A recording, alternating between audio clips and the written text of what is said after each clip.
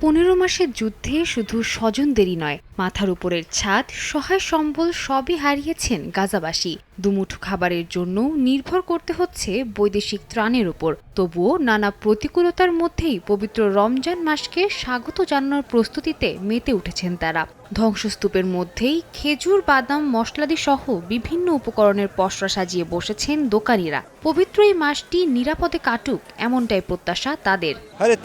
সৃষ্টিকর্তার কাছে এটাই প্রার্থনা, যেন এই এক মাসে কোনো হামলা না হয় আমাদের ওপর, যেন আমরা সময় মতো ত্রাণ হাতে পাই। আমাদের এখানের পরিস্থিতি অত্যন্ত খারাপ, এর সঙ্গে যোগ হয়েছে হাড় কাঁপানো শীত।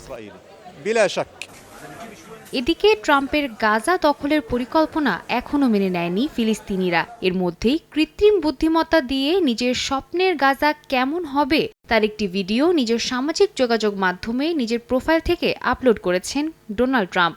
এতে ক্ষোভ প্রকাশ করেছেন গাজাবাসী।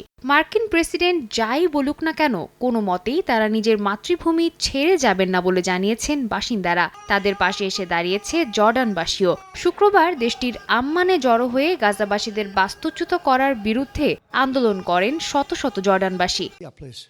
এদিকে মিশরের কায়রোতে শুরু হয়েছে দ্বিতীয় দফার যুদ্ধবিরতি আলোচনা।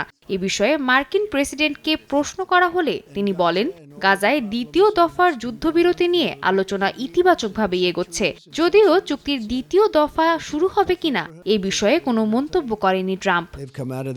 সাদিয়া তাসনিম, সময় সংবাদ।